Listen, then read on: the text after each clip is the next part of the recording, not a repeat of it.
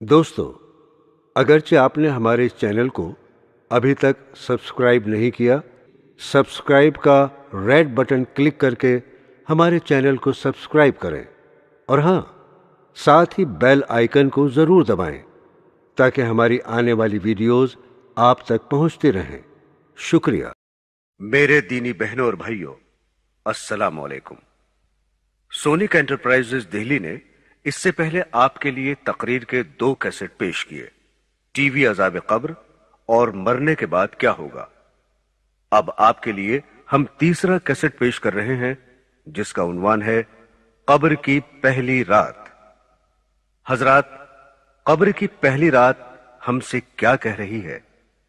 ए गाफिल, मेरे पेश आने से पहले मुझसे वाकिफ हो जा, वरना फिर बहुत पछताएगा। मैं वो रात हूं जो हर एक को पेश आती हूं। याद रख, तुझको और सबको अनकरीब पेश आकर रहूंगी। अपने पेश आने से पहले मैंने तुझे खबरदार कर दिया है। मैं खाक के नीचे सख्त अंधेरी रात हूं, लिहाजा रोशनी का सामान और आमाले सालेह का चिराग लेकर आना।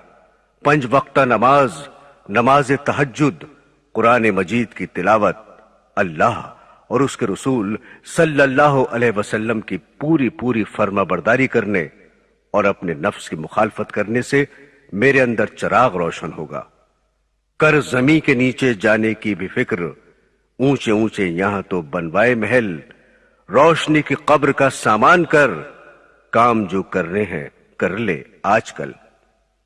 हजरात ग्रामी, हुजूर नबी करीम सल्लल्लाहु अलैहि वसल्लम ने इरशाद फरमाया कि कब्र पर कोई दिन ऐसा नहीं गुजरता जिस दिन वो ये ऐलान नहीं करती कि ए आदम के बेटे, तू मुझे भूल गया। मैं तंगियों तन्हाई का घर हूं, मैं कीड़ों का घर हूं, मैं वहशत का घर हूं।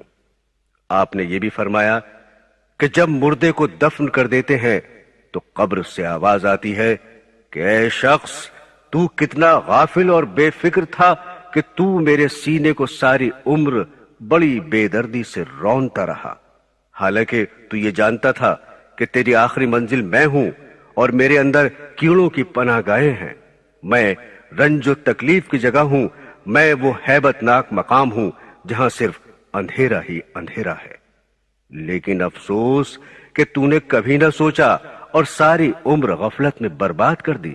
लिहाजा अब भी जाग जा, जरा ख्वाब गफलत से होशियार हो, ना गाफिल हो, इतना खबरदार हो। मेरे दीनी बहनों और भाइयों, हम अपनी बदआमालियों की वजह से अपनी असल और आखिरी मंजिल को भूल गए। हम अपने दुनिया में आने का मंशा और मकसद भूल गए।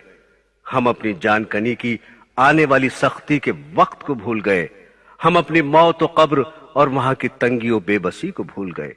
हम कब्र के अजाब और मुनकिर नकीर के सवालात के वक्त को भूल गए। हम कयामत के दिन के हिसाब व किताब और खुदावंद ताला के सामने खड़ा होने वाले दिन को भूल गए। हम पुल सरात पर से गुजरने और दोज़ख के अजाब का खौफ व खतर भूल गए। हम दुनिया और दुनिया के मालो ख्याल और उसके कारोबार के अलावा सभी कुछ भूल गए। हम दुनिया के हिर्स व तमा और माल जमा करने की दलदल में फंस गए। हम दुनिया के बंदे और आमाल के एतबार से गंदे बन गए। दुनिया हमारी तबीयत में और रग रग में रच बस गई। इसलिए मौत से हमें नफरत है, कब्र से हमें वहशत है। मौत के लिए न कोई तैयारी है, न आखिरत के लिए कोई सामान है, न ही भूलकर भी इसका कभी कोई ख्याल आता है और न ही अल्लाह ताला को मिलना पसंद है। वो शख्स जो रंग रलियों और ऐशो इशरत में पड़ा हुआ खुदा ताला की याद और अपने आखिरी अंजाम से गाफिल है, कभी अपने अजीज और रिश्तेदार और दोस्त यार की मौत का नक्शा याद करके सोचे कि वो किस तरह मरे और फिर किस तरह से उनके जनाजे को चारपाई पर ले जाकर मिट्टी के नीचे दबा दिया गया। जो कल बड़ी शान शौकत से बन संवर कर कोठियों और महलों में रहा करते थे, आह, तुमको उन पर कुछ भी रहम ना आया और उन पर जरा भी तरस ना आया। जो कल तुम पर फिदा होते और जान देते थे, आह, तुमने उन पर अपने हाथों से मिट्टी डाल दी। अब मिट्टी ने उनकी शक्ल सूरत का क्या हाल कर दिया होगा। ان کے بدن کو ٹکڑے ٹکڑے اور الگ الگ کر دیا ہوگا۔ کس طرح سے وہ اپنے بیوی بچوں کو یتیم اور اپنے بھائی بہنوں، رشتہ داروں اور دوست یاروں کو روتا ہوا چھوڑ کر چلے گئے۔ ان کا مال، ان کے طرح طرح کے کپڑے، ان کا سب سامان یہیں پڑا اور دھڑا رہ گیا۔ افسوس کہ ان کے ساتھ کچھ بھی نہ گیا اور نہ ہی ان کے وارثوں نے ان کے پاس چھوڑا۔ مرتے ہی ان کے سب کپڑے اتار لیے گئے، ان کی گھڑی اور ان کی انگوٹھی تک اتار لی گئی، ان کے سب خزانوں پر قبضہ کر لیا گیا، ان کو بالکل برہنہ اور ننگا کر دیا گیا، ان کو کفن میں لپیٹ کر دور اس سنسان ویران جنگل میں لے جا کر سینکڑوں من مٹی کے نیچے دبا دیا گیا۔ آج تک پھر ان کی کسی نے خبر تک نہ لی کہ کون تھا اور کیا ہوا، یا ہمارا اس سے کیا واسطہ تھا، یا ہم سے کون جدا ہو گیا۔ یاد رکھ اے غافل، یہی حشر ایک دن ان قریب یا دیر سے تیرا بھی ہونے والا ہے۔ تیرا یہ کر و فر، فخر و تکبر سب خاک میں مل جائے گا۔ قبر پر پھر نہ کوئی یار آئے گا، زمین میں دبا پڑا ہوگا، پھر نہ اٹھ سکے گا۔ تیری قبر پر گھاس اور جھاڑ ہوں گے، جانور تیری قبر پر چڑھتے پھریں گے، اور کیسے کیسے گندے لوگ تیری قبر پر سے گزریں گے۔ بعض پیدل، بعض بدبخت سائیکل اسکوٹر پر سے ہی نہ اتریں گے، اور بعض بدترین تو پیشاب تک کرنے سے گریز نہ کریں گے۔ او بدبخت، بدقسمت، دین اسلام سے نفرت اور اس میں نکتہ چینیاں کرنے والے، کہتا ہے کہ دین اسلام تو اب بہت پرانا ہو چکا ہے، اس میں ترمیم ہونی چاہیے، زمانہ بہت بدل چکا ہے، اس لیے اب اسلام کے بندھنوں کو توڑنا چاہیے۔ تو خداوند تعالیٰ کی عدالت سے بے خوف ہو گیا ہے۔ او نزاکت کے پتلے، جو نرم نرم بستروں پر پڑا ساری رات مزے لے کر سوتا اور خدا کی یاد سے غافل ہوتا ہے، خاک کے بستر اور مٹی کے گھر کو بھلا دینے والے، کوٹھیوں اور محلوں کے عاشق، اپنی منمانی اور جی چاہی کرنے والے، خدائے پاک کے حکموں کو بھلا دینے والے، اپنے گریبان میں منہ ڈال کر ذرا سوچ کہ جن کو تو آج جنگل میں تنہا چھوڑ کر مٹی کے نیچے دبا کر آیا ہے، وہ کس طرح سے محفلوں میں بیٹھ کر قہقہے لگاتے اور ہنسا کرتے تھے اور دوسرے کمزور لوگوں کا مذاق اڑایا کرتے تھے۔ آج وہ قبروں میں خاموش پڑے ہیں۔ کس طرح سے دنیا کے لذت و آرام میں مشغول تھے، آج مٹی میں ملے پڑے ہیں۔ کیسا انہوں نے موت کے آنے کو بھلا رکھا تھا، آج اس کا شکار اور لقمہ بن گئے۔ کس طرح سے شباب و جوانی کے نشے میں چور اور اندھے معذور تھے، ہائے آج ان کا کوئی پوچھنے والا نہیں۔ کیسے دنیا کے دھندوں میں ہر وقت مشغول اور مال کمانے میں دن رات لگے رہتے تھے کہ ہر وقت دن رات صبح شام ماہ و سال ان کو چین و سکون اور صبر و شکر نہ تھا۔ آج ہاتھ الگ پڑا ہے، پاؤں الگ ہے، کان جن کو ریڈیو، ٹیپ ریکارڈر اور گانا سننے سے فرصت ہی نہ تھی، اور خدا و رسول صلی اللہ علیہ وسلم، اسلام و ایمان اور قرآن و حدیث کی بات سننے کو تیار ہی نہ تھے، سب الگ الگ پڑے ہیں۔ آنکھیں جن کو ٹیلی ویژن، وی سی آر، سنیما، کھیل تماشا اور بد نظری سے فرصت ہی نہ تھی، آج وہ بھی باہر نکلی پڑی ہیں۔ منہ زبان کو کیڑے مکوڑے چمٹ رہے ہیں، جن کو سرخی پاؤڈر لگانے، پان کھانے، سگریٹ پینے، قہقہ لگا کر ہنسنے، چغلی غیبت کرنے، گانے بجانے، فضول بکواس بکنے، جھوٹی شہادت دینے، تہمت بہتان لگانے، گپ شپ لڑانے کے علاوہ اور کوئی کام ہی نہ تھا، آج کیڑوں نے کھا چاٹ کر کیا حال کر دیا۔ سارے گورے گورے بدن میں کیڑے پڑ گئے، جس کو ہر وقت بناؤ سنگھار، نہانے دھونے، چمکانے، خوشبو میں بسانے، اپنے آپ کو موٹا تازہ کرنے اور صاف ستھرا دیکھنے کے علاوہ کچھ اور پسند ہی نہ تھا۔ بہت لوگ ایسے تھے جن کا ہمیشہ مشکیں بدن تھا، معطر کفن تھا، قبر کہنا ان کی کھولی تو دیکھا، نہ عضوے بدن تھا، نہ تارے کفن تھا۔ کیسا کھل کھلا کر ہنستے تھے، آج दांत गिरे पड़े हैं। कैसी कैसी तदबीरें सोचा करते थे, बरसों के इंतजामात पहले ही से सोच लिया करते थे कि इतने साल बाद अगर कोई जरूरत आन पड़ी तो क्या करेंगे। हालांकि मौत सर पर सवार थी, मरने का दिन करीब था, मगर इनको ये मालूम भी न था कि मेरे साथ कल क्या होने वाला है। मेरे दीनी बहनों और भाइयों, आज की आने वाली रात नर्म बिस्तर पर नहीं बल्कि कब्र में खाक के बिस्तर पर होगी। क्या तूने कहीं ऐसा देखा और सुना नहीं कि दिन में अच्छे भले थे और रात को कब्र में जा लेटे। लिहाजा याद रख, यही हाल तेरा भी होने वाला है। आज तू इतने इंतजामात कर रहा है, लंबी लंबी स्कीमें और तदबीरें सोचता है, मगर कल की खबर नहीं कि क्या होगा। कहां तेरी ये तदबीरें और कहां तू होगा। ना मालूम कल किस झाड़ और पत्थरों के नीचे दबा होगा। आगाह अपनी मौत से कोई बशर नहीं, सामान 100 बरस का है, पल की खबर नहीं। इस आने वाले मंजर और नक्शे को हर वक्त अपनी आंखों के सामने रख। तू रात दिन मौत के करीब हो रहा है। अपने कदमों को बड़ी तेजी के साथ अपनी गोर की तरफ ले जा रहा है। तेरा फल पक चुका है, तेरे फूल की कली मुरझाने वाली है, तेरी सुबह शाम गुजरने वाली है, तेरी उम्मीदें खत्म होने वाली हैं, तेरी अजल करीब आ चुकी है। आज जिनको तू अपना साथी समझ रहा है, जिनके साथ तू आज अपना दिल बहला रहा है, ये तेरे कल कुछ भी काम ना आएंगे और ना ही तुझे कुछ नफा देंगे। ये कल तुझे अपने कंधों पर उठा के ले जाएंगे और अंधेरी कब्र में अकेले ही छोड़ कर आ जाएंगे, जहां न तेरा कोई साथी न कोई मेहरबान होगा। इसलिए आज उस दिन के लिए फिक्र कर ले और वहां की नजात की तैयारी कर ले। बेकार तेरी ये बातें हैं कि चुना होगा चुनी होगा, नहीं है दूर वो दिन कि तू ज़ेरे ज़मीं होगा। इसलिए ऐ नादान, अब भी ख्वाब गफलत से बेदार हो जा। ऐ दुनिया के असबाब और उसकी जीनत चमक दमक पर मर मिटने वाले इंसान, तूने गफलत और नाफरमानी में उम्र बर्बाद कर दी। उठ, जाग, जल्दी से और होश में आ जा। अपने गुनाहों की खुदा से माफी मांग कि आज भी तुझे मोहलत नसीब है। जो वक्त हाथ से निकल गया उस पर आंसू बहा। अपनी पिछली जिंदगी पर नादिम और शर्मिंदा होकर खुदाए पाक के हुजूर में तौबा कर। अब भी कमर बांधकर नेक अमाल करने की कोशिश कर, क्योंकि मेहनत करने में कामयाबी है और गफलत और सुस्ती का अंजाम बदबख्ती और महरूमी है।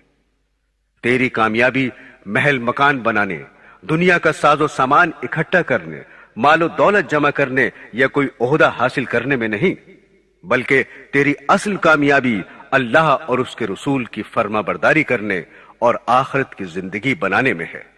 लिहाजा तू दुनिया में इस तरह से रह कि जिस तरह से एक मुसाफिर रहता है कि वो राह चलता हुआ ज्यादा बखेड़ा नहीं किया करता। हमेशा रहने की जगह तो सिर्फ आखिरत है और दुनिया में बहुत थोड़े दिन रहना है। असल कामयाबी तो आखिरत की कामयाबी है। जिसको आखिरत की कामयाबी नसीब हो गई वो अपनी मुराद को पहुंच गया। दुनिया में आज तक जितने भी लोग आए वो सब के सब अपनी मंजिल की तरफ कूच कर गए। याद रख, तू भी इसी तरह एक दिन कूच कर जाएगा। यहां कितने आए और कितने ही चले गए, मगर अफसोस कि तुझे कुछ भी नसीहत हासिल ना हुई। इस दुनिया में जो भी आया कूच करने को ही आया। जब तुझे मौत का हादसा पेश आएगा जिसको कोई टाल नहीं सकता, तो तेरे माल और दौलत और नौकर और खादिम तेरे कुछ भी काम ना आएंगे। उस वक्त डॉक्टर और हकीम, दोस्त, रिश्तेदार और सब घर वाले तुझे बचाने की तदबीरें और इलाज खत्म करके मायूस और नाउमीद हो जाएंगे और तेरे पास से उठ खड़े होंगे। तुझ पर जांकनी का आलम होगा। कोई तेरे मुंह में पानी डालेगा और कोई तुझे सूरह यासीन सुनाएगा। تیرا دم نکل جانے کے بعد تیرے بدن سے لباس حاضرہ اتار کر تجھے کفن کی چادروں میں لپیٹ دیں گے، تجھے زمین کی تہ میں اکیلا چھوڑ دیں گے اور نظروں سے چھپا دیں گے۔ کوئی کہے گا بڑا اچھا باپ تھا، کوئی کہے گا بڑا اچھا دوست تھا، کوئی کہے گا بڑا نیک تھا، کوئی کہے گا اللہ پاک مغفرت فرمائے، کوئی کہے گا دنیا میں اچھی گزار گیا اور اچھا وقت پورا کر گیا۔ پھر وہ بہت جلد پیٹ کے دھندے میں لگ جائیں گے اور اپنی دنیا میں مشغول ہو جائیں گے، پھر وہ بھولے سے بھی کبھی تجھے یاد نہ کریں گے، مگر اس زبانی جمع خرچ کے بعد انہیں یہ بھی خبر نہ ہوگی کہ کون چلا گیا، کون ہم سے جدا اور رخصت ہو گیا۔ اس کا کچھ خیال نہ ہوگا، بلکہ ان کی ساری کوشش مال و دولت، زمین و جائیداد کے تقسیم کرنے، آپس میں بانٹنے اور لڑنے مرنے پر لگی ہوگی۔ تیرے مال کی تقسیم کی کمی بیشی کی وجہ سے وہ ایک دوسرے پر اپنا زیادہ حق جتلانے پر مقدمے بازی کریں گے۔ اس بلا و مصیبت میں وہ برسوں گرفتار اور مبتلا رہیں گے، پھر کوئی جیت گیا، کوئی ہار گیا۔ آخر لڑائی جھگڑے اور مقدمے بازی کے بعد ایک دوسرے سے لین دین اور تعلقات بھی ختم ہوں گے۔ انجام کار یہ کہ اسی حال میں وہ اس دنیا فانی سے رخصت ہوں گے۔ اے غافل، جو کہ دھوکے میں پڑا ہوا ہے، ان کی دوستی سے دھوکہ نہ کھا۔ سب سے اچھا دوست اور ساتھی تیرا نیک عمل ہے۔ دن گزر رہے ہیں، قبر منہ پھاڑے ہوئے ہے، موت سر پر چکر لگا رہی ہے، ملک الموت روح قبض کرنے کے انتظار میں ہے۔ حالات بدل رہے ہیں، ہولناک واقعات پیش آنے کو ہیں، تنگ و تاریک اور تلخ گھاٹیاں طے کرنے کو ہیں۔ تیری غفلت اور لاپرواہی کا یہ حال ہے کہ تجھے کچھ خبر ہی نہیں کہ کل تیرے ساتھ کیا ہونے والا ہے۔ کہیں مال و دولت کے جمع کرنے کی فکر میں ہے، کہیں چار یاروں سے ہنسی دل لگی کے ذکر میں ہے۔ تو ایسا بے دھڑک چل رہا ہے کہ سراسر اپنے اوپر غضب کر رہا ہے۔ تو مال و دولت، جوانی و صحت اور طاقت و توانائی کے نشے میں چور ہے اور دین سے کوسوں دور ہے۔ آخر یہ غفلت و سستی اور آخرت سے بیزاری کب تک رہے گی؟ ایسے گھر پر کیا رونا اور فریاد کرنا جو اجڑ گیا، خالی ہو گیا، جس کے نشان مٹ گئے، ان کی یادگاروں اور کھنڈروں پر واہ ویلا کیسا۔ بچپن کا زمانہ گزر چکا، غزل گوئی اور افسانہ بازی کا وقت بیت گیا، تو پھر اب یہ بچپنا اور شعر و شاعری کیسی؟ 50 سال کی عمر ہو چکی، سر سفید ہو چکا، تو پھر کھیل تماشے کیسے؟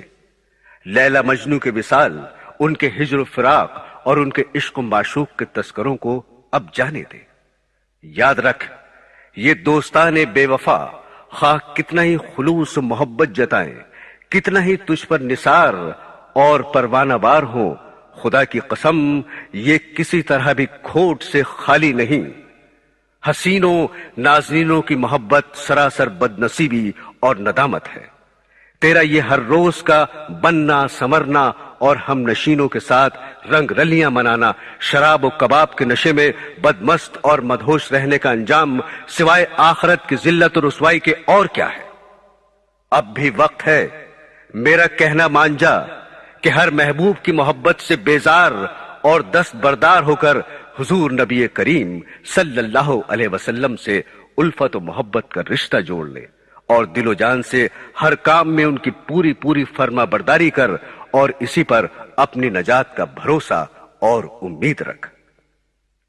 حضور نبی صلی اللہ علیہ وسلم کی محبت اور تابعداری کا ہونا عزت و کامیابی اور علامت ایمان ہے، لہٰذا اس کو کامل کر لے۔ آپ کی محبت انسان کے لیے دین و دنیا میں عزت، قبر میں سامان انسیت اور آخرت کا بہترین ذخیرہ اور توشہ ہے۔ اس مولا کریم رب رحیم کا احسان سمجھ اور شکریہ ادا کر کہ جس نے تجھے ان کا امتی بنایا اور ان کے ذریعے سے تجھے ایمان بخشا، جنہوں نے فرمایا آدمی اسی کے ساتھ ہوگا جس سے اس کو محبت ہوگی، یہ سچا وعدہ ہے۔ اے میرے مولا، مجھے رسول اللہ صلی اللہ علیہ وسلم کی سچی محبت اور ان کی سچی فرما برداری نصیب فرما، ان کے نقش قدم پر چلا، ان کی شفاعت نصیب فرما۔ میں ان کی شفاعت کا امیدوار ہوں، کیونکہ محب کو اپنے محبوب سے پوری امید ہوتی ہے۔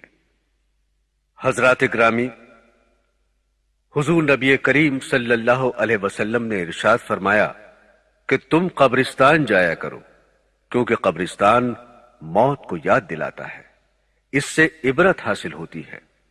میں نے اپنے رب سے اپنی والدہ کی قبر پر جانے کی اجازت مانگی تھی، مجھے اس کی اجازت مل گئی، لہٰذا تم بھی قبرستان جایا کرو، اس سے دنیا سے بے رغبتی پیدا ہوتی ہے اور آخرت یاد آتی ہے۔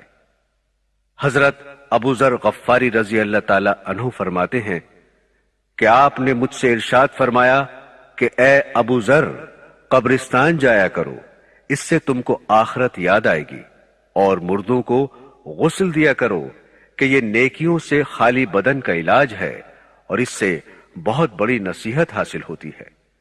جنازے کی نماز میں شریک ہوا کرو، شاید اسی سے کچھ رنج و غم تم میں پیدا ہو جائے کہ غمگین آدمی جس کو آخرت کا غم ہو اللہ تعالیٰ کے سائے میں رہتا ہے اور خیر کا طالب رہتا ہے۔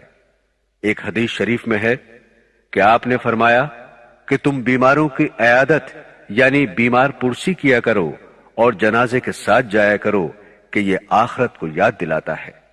میرے دینی بہنوں اور بھائیوں، ایک حکیم کسی جنازے کے ساتھ جا رہے تھے، راستے میں لوگ اس میت پر افسوس و غم کر رہے تھے، تو حکیم جی نے لوگوں سے فرمایا کہ تم اپنے اوپر افسوس و غم کرو، یہ تمہارے حق میں زیادہ بہتر ہے، اس لیے کہ یہ تو چلا گیا اور 3 آفتوں اور مصیبتوں سے نجات پا گیا۔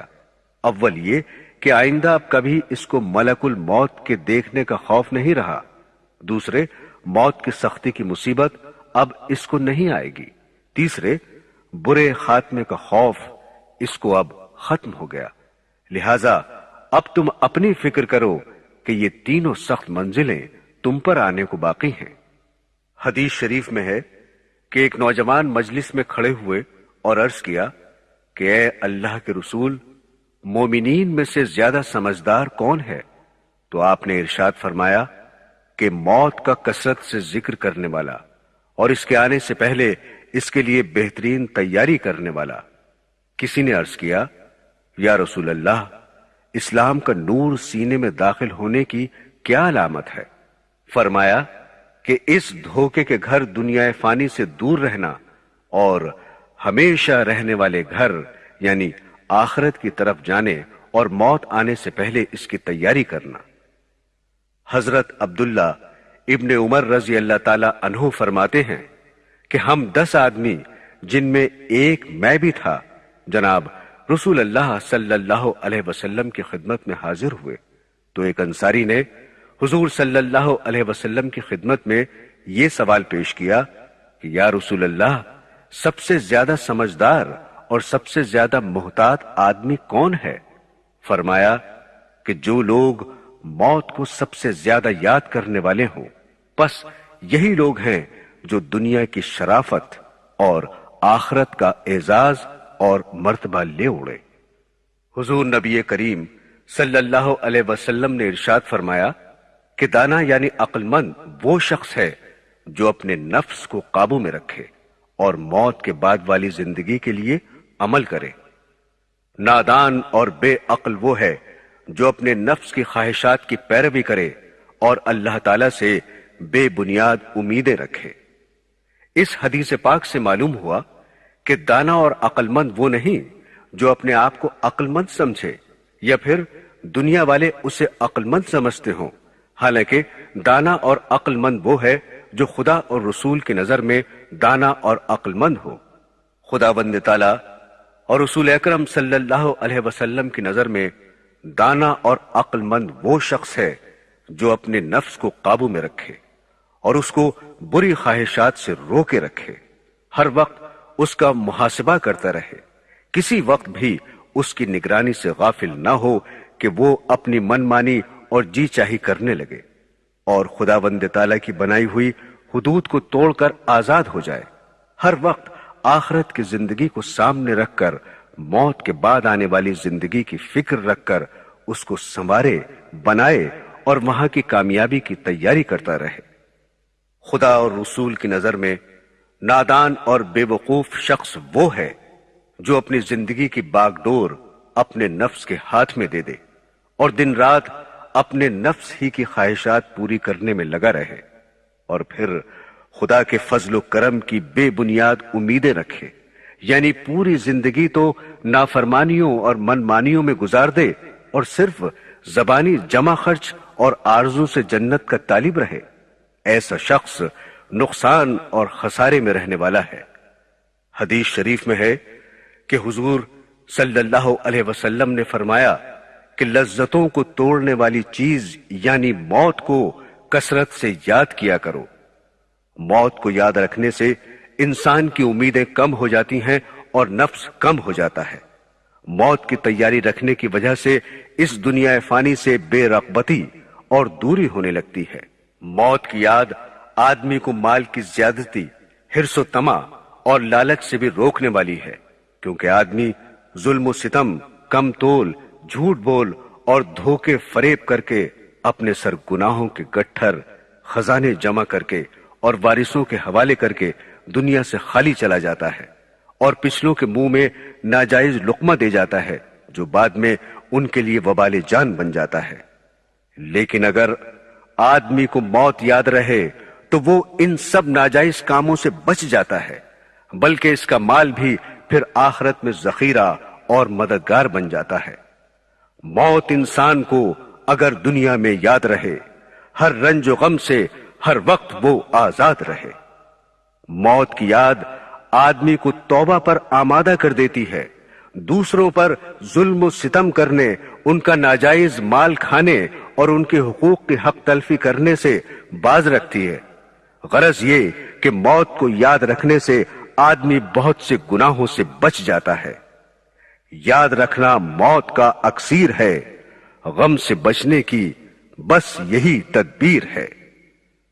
حضرت امام غزالی رحمت اللہ علیہ فرماتے ہیں کہ اگر آدمی پر کوئی آفت یا مصیبت، کوئی حادثہ یا رنج و غم، کوئی تکلیف یا پریشانی، کوئی ڈر یا خوف پوری زندگی میں کبھی بھی نہ آئے، تب بھی موت کی سختی اور خوف ایسی چیز ہے جو اس کی تمام لذتوں اور راحتوں کو ختم کر دینے کے لیے کافی ہے، اس کی تمام خوشیوں پر پانی پھیر دینے والی ہے، اس کی غفلت کو ختم کر دینے کے لیے اس کا فکر ہی کافی ہے۔ موت اتنی سخت وبا اور مصیبت ہے کہ آدمی کو ہر وقت اس کی فکر اور تیاری میں مشغول رہنا چاہیے، پھر بھی اس کا وقت معلوم نہیں کہ کب آ کر پکڑ لے۔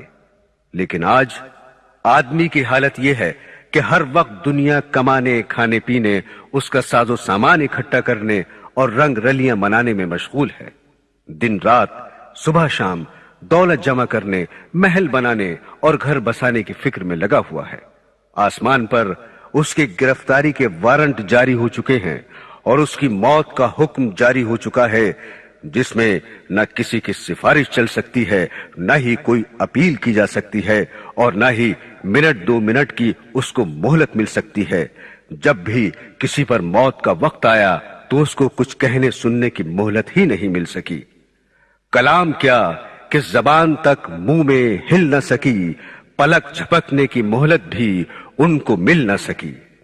پھر بھی یہ کس قدر دھوکے میں پڑا ہوا ہے، دنیا کی دلدل میں پھنسا ہوا ہے، محل مکان بنا رہا ہے، باغ لگا رہا ہے، زمین خرید رہا ہے، فیکٹری لگانے کی فکر میں ہے، غرض دن رات انہی باتوں کے خیال و فکر میں ہے اور رات کو بھی یہی خواب دیکھتا ہے، لیکن موت کو کبھی بھولے سے یاد نہیں کرتا۔ اس کا نام زندوں کی فہرست سے کٹ کر مردوں کی فہرست میں آ چکا ہے، بازار میں اس کا کفن تک بھی آ چکا ہے، مگر افسوس کہ اس کو کچھ ہوش ہی نہیں۔ موت ایسی چیز ہے کہ جس کے آنے کا کوئی وقت مقرر نہیں، اور نہ ہی کسی کو یہ پتا ہے کہ وہ کب آ پکڑے۔ پھر یہ کتنی حیرانی کی بات ہے کہ آدمی سب کچھ جانتا ہوا بھی انجان بن جائے اور اس کو بھولا رہے، دنیا کی لذتوں اور غفلتوں میں پڑا رہے۔ اگر اس کو یہ پتا چل جائے کہ کوئی سپاہی یا پولیس اس کی تلاش میں ہے جو اس کے جرم کی وجہ سے اس کو سزا دے گا، تو سب لذت و آرام خاک میں مل جائے گا۔ یا اس کو صرف اتنا ہی پتا چل جائے کہ اس کے گرفتاری کے وارنٹ جاری ہو چکے ہیں، بس اتنا سنتے ہی ہوش اڑ جائیں گے، نیند تک حرام ہو جائے گی، لذت و آرام کیسا۔ میرے دینی بھائیوں اور پیاری بہنوں، حضور نبی کریم صلی اللہ علیہ وسلم نے حضرت فاطمہ رضی اللہ تعالیٰ عنہ سے فرمایا کہ اے میری بیٹی، تو نیک عمل کر اور اس خیال میں نہ رہنا کہ میں محمد صلی اللہ علیہ وسلم کی بیٹی ہوں اور بخشی جاؤں گی۔ حضرات، دیکھیے کس قدر غور کرنے کا مقام ہے۔ جو لوگ یہ کہہ کر جان چھوڑا لیتے ہیں یا پھر یہ سمجھتے ہیں کہ ہم تو فلاں پیر صاحب یا فلاں مولوی صاحب کا پلہ پکڑ کر جنت میں چلے جائیں گے، وہ کس قدر اپنے آپ کو دھوکہ دے رہے ہیں اور نفس و شیطان کے کہنے پر اپنی زندگی برباد کر رہے ہیں۔ عزیزو، اب بھی وقت ہے، قبر کا عذاب بہت دردناک ہے۔ موت ایسی چیز ہے کہ جس کے آنے کا کوئی وقت مقرر نہیں۔ موت بہت تیز رفتاری سے ہماری طرف بڑھ رہی ہے۔ خدا را آخرت کی فکر کرو اور عذاب قبر سے پناہ مانگو۔ آگاہ اپنی موت سے کوئی بشر نہیں، سامان 100 برس کا ہے، پل کی خبر نہیں۔ حضرات، حضرت فاطمہ زہرا رضی اللہ تعالیٰ عنہ کی وفات کے بعد جب رات کو ان کا جنازہ قبر میں اتارا گیا تو حضرت ابو ذر غفاری رضی اللہ تعالیٰ عنہما نے اپنے جوش غم میں قبر سے خطاب کر کے فرمایا کہ اے قبر، کیا تجھے کچھ خبر بھی ہے کہ ہم کس کا جنازہ لے کر آئے ہیں؟ یہ بیٹی ہیں رسول اللہ صلی اللہ علیہ وسلم کی، یہ بیوی ہیں حضرت علی کرم اللہ وجہ کی، یہ والدہ ہیں حضرت امام حسین اور حسن رضی اللہ تعالی عنہما کی، اور یہ فاطمہ زہرا ہیں جنت کی عورتوں کی سردار۔ قبر سے آواز آئی کہ اے ابو ذر، قبر حسب و نسب بیان کرنے کی جگہ نہیں ہے، یہاں تو صرف نیک اعمال کا ذکر ہے، یہاں تو وہی آرام پائے گا جس کے اعمال اچھے ہوں، جو سچے دل سے اللہ اور اس کے رسول کے فرما بردار ہوں گے۔ حضرات، ابھی آپ نے قبر کی آواز سنی، لیجئے اب ہم آپ کو قبر کے بارے میں کچھ اور تفصیلات بتا رہے ہیں۔ امید ہے آپ ان واقعات کو سن کر عبرت حاصل کریں گے۔ ابن حجر مکی کا بیان ہے کہ عبد الباسط نامی ایک شخص قاضی شہر کا چپراسی تھا۔ وہ شروع میں بہت غریب تھا، مگر اس نے ناجائز ذرائع سے خوب دولت سمیٹی، لیکن جب وہ مر گیا اور دفن کر دیا گیا تو دفن کرنے کے بعد قبر ذرا سی کھل گئی اور ہم نے دیکھا کہ ایک زنجیر کے اندر ایک بڑے سانپ کو اس کی لاش سے باندھ دیا گیا ہے۔ ہم نے ڈر کر قبر پر مٹی ڈال دی اور عبرت لے کر گھر لوٹے۔ ابن جوزی رحمت اللہ علیہ سے روایت ہے کہ حضرت عیسیٰ علیہ السلام اپنے ساتھیوں کے ہمراہ جا رہے تھے، راستے میں کسی مردے کی ایک کھوپڑی نظر آئی۔ آپ کے ساتھیوں نے درخواست کی کہ اے روح اللہ، آپ اللہ تعالیٰ سے دعا فرمائیں کہ اس کھوپڑی کو قوت گویائی عطا فرما دے اور یہ کھوپڑی گزرے ہوئے عجیب واقعات ہم کو سنا دے، اس سے ہم کو عبرت حاصل ہوگی۔ حضرت عیسیٰ علیہ السلام نے 2 رکعت نماز پڑھی اور اللہ تعالیٰ سے دعا کی، آپ کی دعا قبول ہوئی اور کھوپڑی بول اٹھی کہ اے روح اللہ، پوچھئے کیا پوچھتے ہیں؟ اللہ تعالیٰ کا حکم ہے کہ میں آپ کی باتوں کا جواب دوں۔ آپ نے پوچھا، تو اس دنیا میں کون سی شخصیت رکھتا تھا؟ کھوپڑی نے جواب دیا، میں اس زمین کا بادشاہ تھا، 1000 برس زندہ رہا، 1000 اولاد مجھ سے ہوئیں، 1000 شہر فتح کیے، 1000 لشکروں کو شکست دی اور 1000 بادشاہوں کو قتل کیا۔ بالآخر اس فاتح زمانہ کو موت آئی۔ میں نے اچھی طرح یہ معلوم کر لیا کہ زہد و تقوی سے بڑھ کر کوئی دولت نہیں اور حرص و طمع میں ہلاکت ہی ہلاکت ہے، اور اللہ تعالی کی تقدیر پر راضی رہنے میں سب سے بڑی عزت ہے۔ محترم سامعین، اب ہم جو واقعہ آپ کو سنا رہے ہیں وہ بڑا عبرتناک اور دل ہلا دینے والا ہے۔ خدا ہم سب مسلمانوں کو قبر کے عذاب سے بچائے۔ لیجئے ایک کفن چور کی داستان سنیے۔ حضرت سیدنا حسن بصری رحمت اللہ علیہ کے دست مبارک پر ایک ایسے کفن چور نے توبہ کی جس نے تقریباً 2200 کفن چرائے تھے۔ حضرت حسن بصری رحمت اللہ علیہ کے دریافت کرنے پر اس نے 3 قبروں کے واقعات بیان کیے۔ ایک بار میں نے ایک قبر کھودی تو اس میں ایک دل ہلا دینے والا منظر دیکھا۔ کیا دیکھتا ہوں کہ مردے کا چہرہ سیاہ ہے، پاؤں میں آگ کی زنجیریں ہیں اور اس کے منہ سے خون اور پیپ جاری ہے، نیز اس قدر بدبو آ رہی ہے کہ دماغ پھٹا جا رہا ہے۔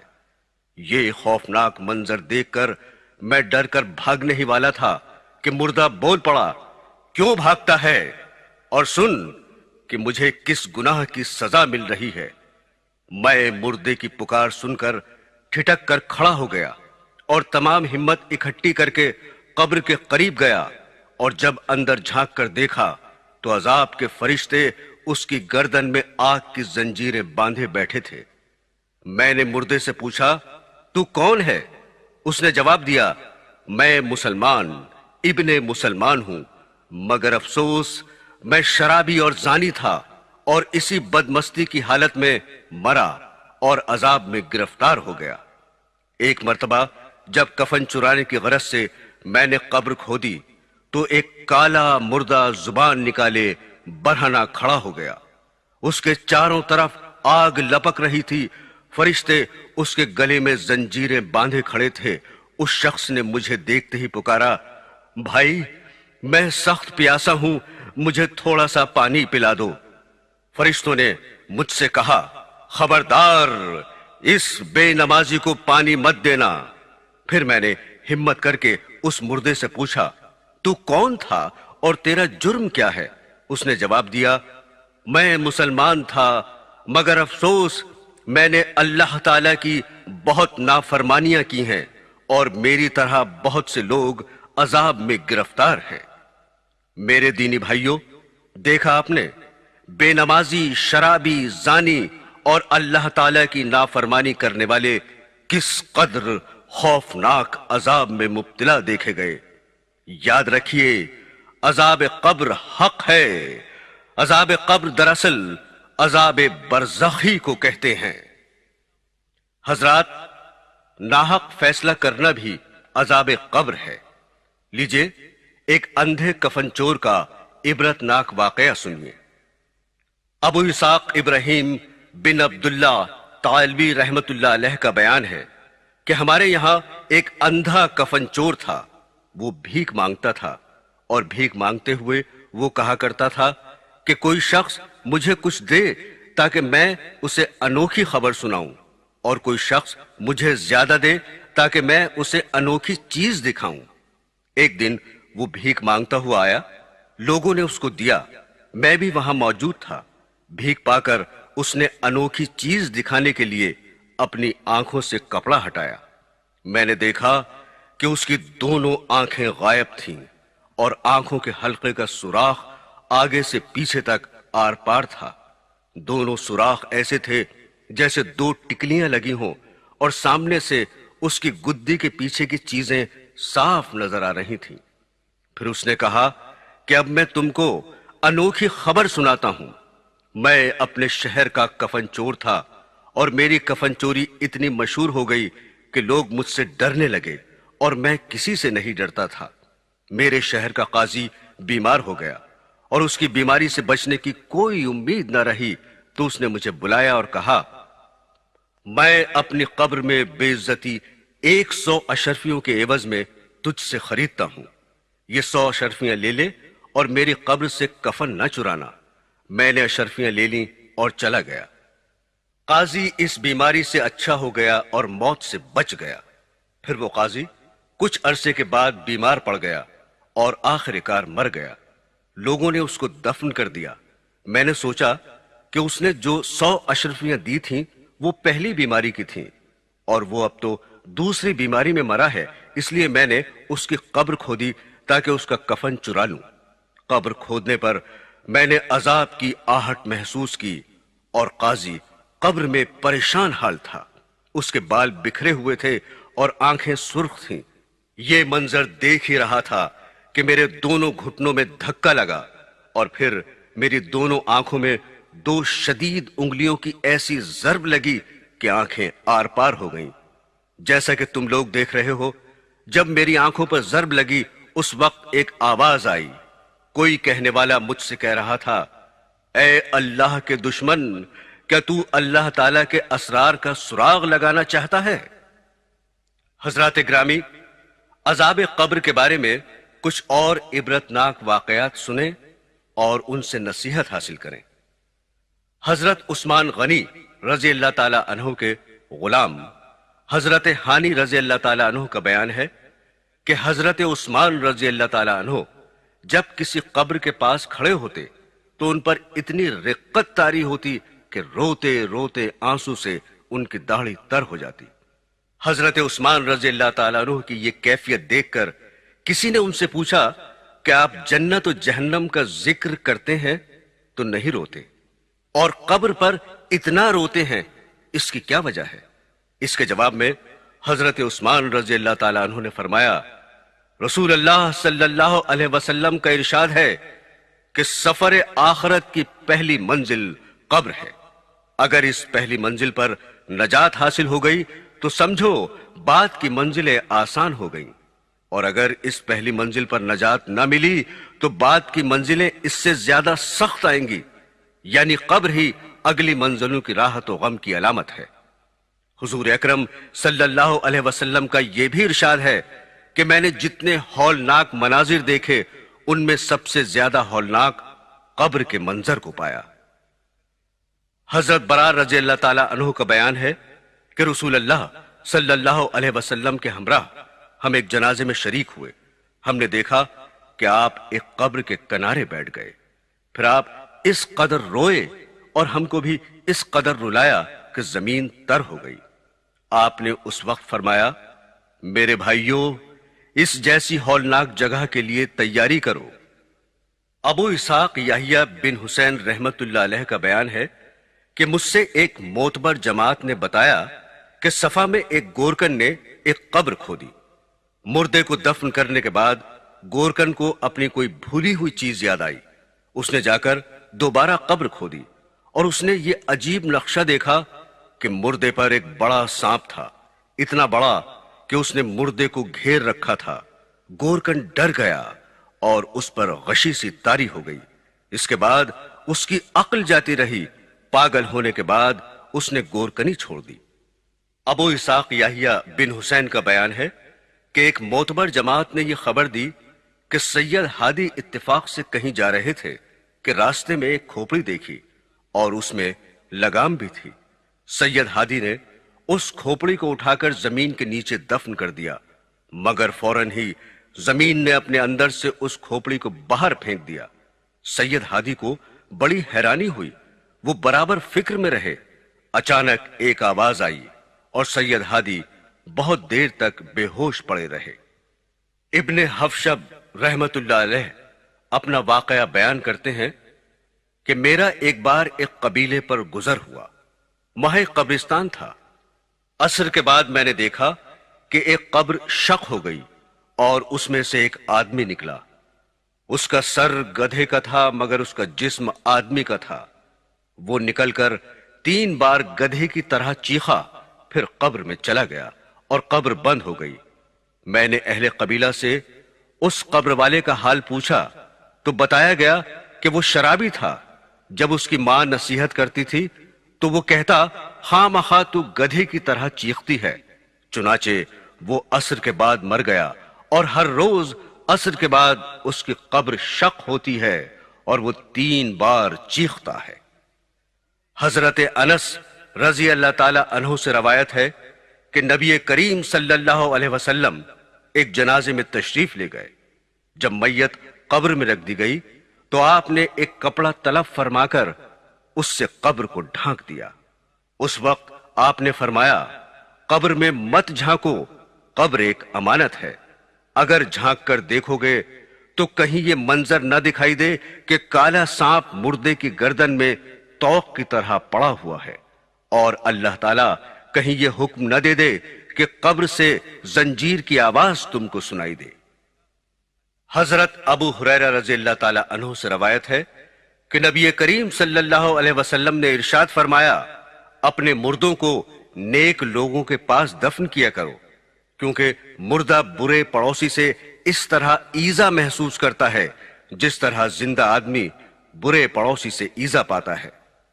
حضرت ابن عباس رضی اللہ تعالی عنہ سے روایت ہے کہ سرور کائنات صلی اللہ علیہ وسلم نے ارشاد فرمایا جب تمہارا کوئی آدمی وفات پا جائے تو اس کو اچھا کفن دو اور اس کی وصیت پر جلد عمل کرو، اور اس کی قبر اچھی کھودو اور اس کے لیے اچھا پڑوسی تلاش کرو۔ صحابہ نے عرض کیا اے اللہ کے رسول، کیا نیک پڑوسی اس کو آخرت میں کچھ فائدہ پہنچا سکتا ہے؟ حضور نے ارشاد فرمایا کیا دنیا میں نیک پڑوسی سے کچھ فائدہ ہوتا ہے؟ صحابہ نے عرض کیا ہاں۔ آپ نے فرمایا اسی طرح آخرت میں بھی نیک پڑوسی مفید ہوتا ہے۔ صدقہ بن خالد رحمت اللہ علیہ نے دمشق کے بعض مشائخ سے روایت بیان کی ہے۔ مشائخ کہتے ہیں کہ ہم حج کو گئے، ہمارے ایک ساتھی راستے میں انتقال کر گیا، ہم نے وہاں کی آبادی میں سے ایک کدال لے کر اس کی قبر کھودی اور اس مردے کو اس میں دفن کر دیا۔ دفن کرنے کے بعد یاد آیا کہ کدال تو قبر میں ہی بھول گئے۔ ہم نے قبر کو پھر کھودا تو دیکھتے ہیں کہ اس مردے کی گردن اور دونوں ہاتھوں کو اس کدال میں باندھ دیا گیا ہے۔ ہم نے یہ دہشتناک منظر دیکھ کر قبر کو مٹی سے پاٹ دیا اور کدال کو نہ نکال سکے۔ کدال کے مالک کو اس کی قیمت دے کر راضی کیا۔ جب ہم وہاں سے لوٹ کر آئے تو اس مردے کی بیوی سے اس کا حال پوچھا۔ اس نے بتایا کہ میرا خاوند ایک شخص کے ہمراہ جا رہا تھا، اس شخص کے پاس مال تھا، میرے خاوند نے اس کو قتل کر کے اس کا سارا مال لوٹ لیا تھا اور اسی مال سے یہ حج کو جا رہا تھا۔ حضرت امام حسین رضی اللہ تعالی عنہ کے قاتلوں کا سردار عبید اللہ ابن زیاد جب مقتول ہوا تو اس کا سر اور اس کے ساتھیوں کے سر میدان میں رکھے گئے۔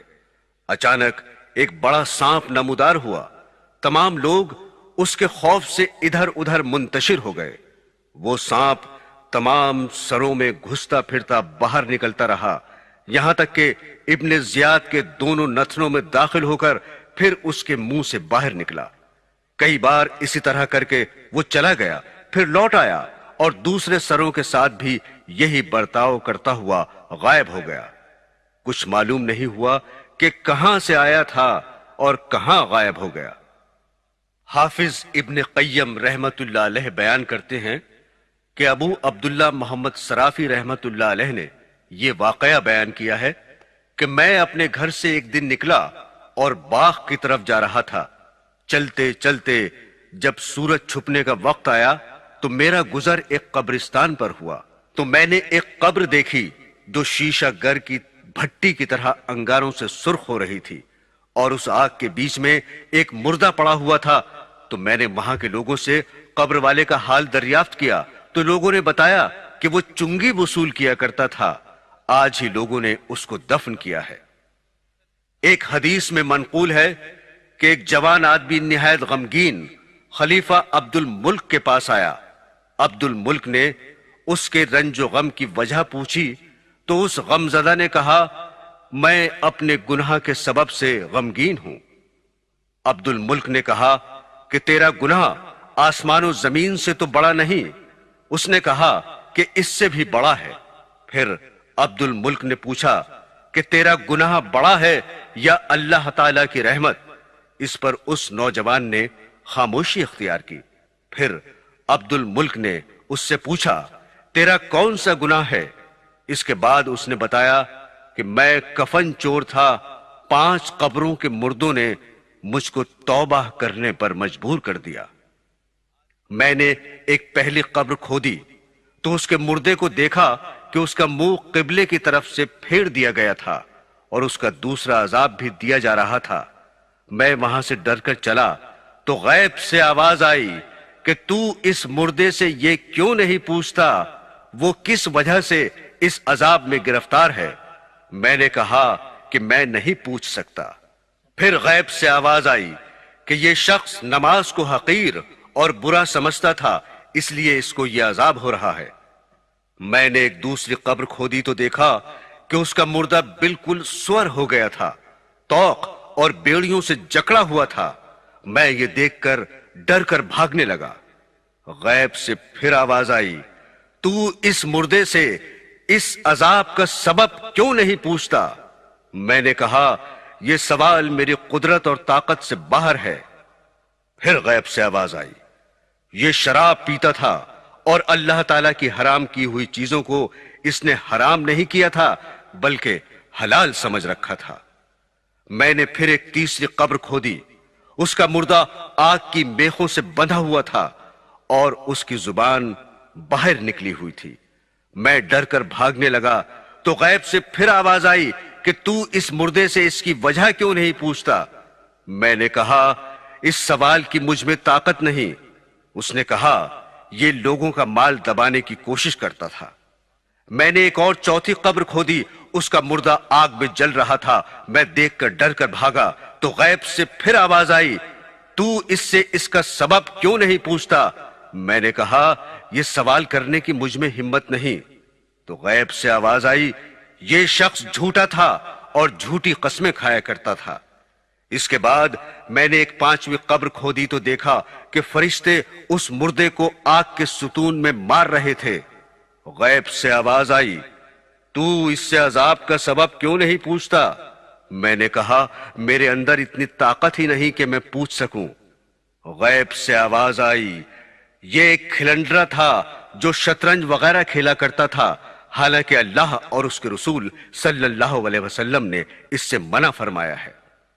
حاصل مطلب یہ ہے کہ قبر کا عذاب دل، آنکھ، کان، پیٹ، ہاتھ پاؤں، شرمگاہ اور سارے بدن کے گناہوں کے سبب ہوتا ہے، اور اسی طرح سے ان اعضاء سے جو نیک کام ہوتے ہیں ان پر اجر ملتا ہے۔ محمد بن یونس قربائی کا بیان ہے کہ ابو سنان بڑا نیک آدمی تھا۔ اس نے یہ واقعہ بیان کیا کہ ایک شخص کے بھائی کا انتقال ہو گیا۔ جب میں اس کے افسوس کو گیا تو اس کو بڑا رنجیدہ پایا۔ اپنے غم کی وجہ اس نے یہ بتائی کہ جب میرے بھائی کو دفن کر دیا گیا تو میں نے قبر سے ایک آواز سنی، وہ کہہ رہی تھی، آہ میرا بھائی۔ میں نے یہ سن کر قبر کھودنا شروع کر دی تو پھر دوسری آواز آئی کہ ایسا نہ کر، لہٰذا میں نے مٹی برابر کر دی۔ لیکن پھر یہ آواز آئی کہ آہ میرا بھائی۔ میں نے پھر قبر کھودنا شروع کی، مگر پھر دوسری آواز آئی کہ ایسا مت کر، اور میں نے پھر مٹی برابر کر دی۔ غرض یہ کہ اسی طرح بار بار ہوتا رہا۔ جب میں اٹھ کر واپس گھر کو آنے لگا تو قبر سے بڑی دردناک رونے کی آواز آئی کہ آہ میرا بھائی۔ میں یہ سن کر پھر قبر پر گیا اور قسم کھائی کہ اب ضرور قبر کھود کر اپنے بھائی کو دیکھوں گا۔ جب قبر کھود کر دیکھا تو اس کی گردن میں آگ کا توق پڑا ہوا تھا۔ میں نے توق کو کاٹنا چاہا تو میری انگلیاں جاتی رہیں۔ ابو سنان کا بیان ہے کہ اس نے اپنا ہاتھ ہم کو دکھایا تو اس کی 4 انگلیاں غائب تھیں۔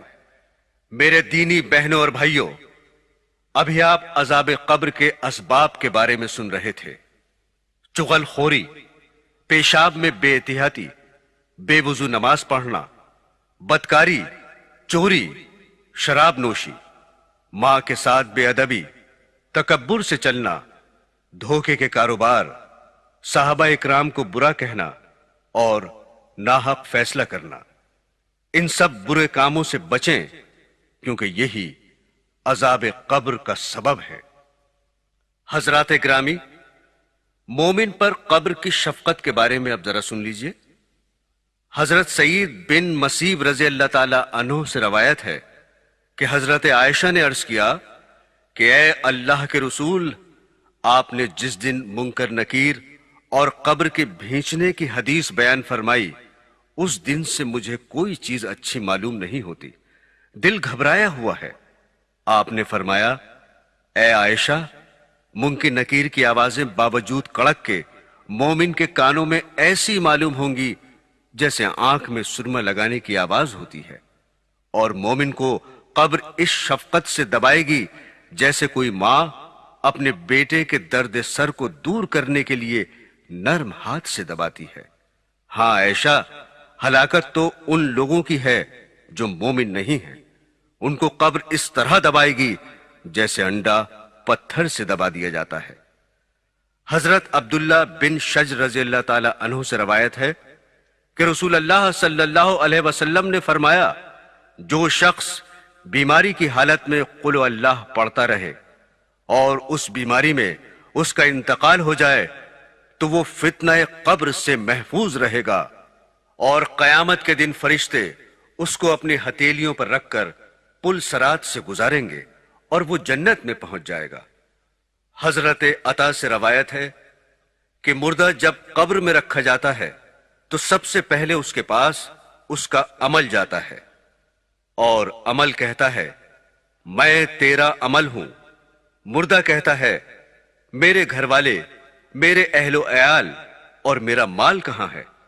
عمل جواب دیتا ہے، ان تمام چیزوں کو تو نے اپنے پیچھے چھوڑا، قبر میں صرف میں تیرے ساتھ داخل ہوا ہوں۔ اس پر مردہ حسرت سے کہتا ہے، اے کاش میں ان تمام چیزوں پر تجھی کو ترجیح دیتا، کیونکہ قبر کی اس تنہائی میں تو ہی میرا سچا ساتھی ہے۔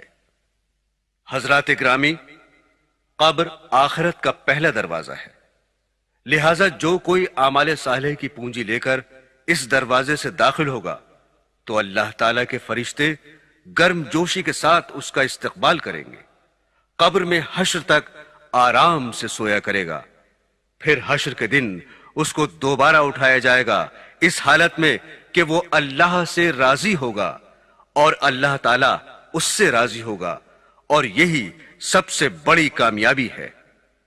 کتنے خوش نصیب ہیں وہ لوگ جو نیکیوں کی پونجی لے کر اس منزل قبر میں داخل ہوتے ہیں تو قبر ان کے لیے جنت کا باغ بن جاتی ہے، اور جو لوگ بد اعمال کا ذخیرہ جمع کر کے لے جاتے ہیں تو ان کے لیے قبر جہنم کا گڑھا بن جاتی ہے۔ وہ عذاب دیکھ کر پھر پچھتاتے ہیں، لیکن وہاں کا پچھتانا پھر کس کام کا؟ حاصل یہ ہے کہ قبر دنیا کی کھیتی کا کھلیان ہے اور مقام عبرت ہے، لہذا اب بھی خبردار ہو جا، پہلے اس کے کہ موت کے بعد تجھے بیدار کیا جائے۔ عذاب قبر کا معاملہ بہت مشکل ہے۔ اللہ تعالی ہم گنہگاروں پر اپنا رحم فرمائے، عذاب قبر سے بچائے اور آخرت کی کامیابی نصیب فرمائے۔ حضور صلی اللہ علیہ وسلم نے ارشاد فرمایا کہ تم عذاب قبر کے خوف کی وجہ سے مردوں کو دفنانا چھوڑ دو گے؟ اگر مجھے یہ ڈر نہ ہوتا تو میں اللہ تعالیٰ سے دعا کرتا کہ تمہیں عذاب قبر سنا دے اور دکھا دے۔ اسی وجہ سے حضور نبی کریم صلی اللہ علیہ وسلم نے اپنی دعاؤں میں کثرت سے اس سے نجات کی دعا مانگی ہے تاکہ لوگ بھی کثرت سے عذاب قبر سے اللہ تعالیٰ کی پناہ مانگے۔ عذاب سخت ہے، لہذا ہر وقت اس سے ڈرو اور اس سے اللہ پاک کی پناہ مانگو، ہر وقت اس کو یاد رکھو۔ اے اللہ، میں تیری پناہ چاہتا ہوں عذاب قبر سے اور دوزخ کے عذاب سے، آمین ثم آمین۔ بہنوں اور بھائیوں، ابھی آپ قبر کی پہلی رات کا بیان سن رہے تھے۔ جیسا کہ آپ جانتے ہیں، سونک انٹرپرائزز نے آپ کی خدمت میں یہ دینی کیسٹ پیش کرنے کا سلسلہ شروع کیا ہے۔ اب بہت جلد سونک انٹرپرائزز دلی پیش کریں گے 6 گنہگار عورتیں اور قیامت کب آئے گی۔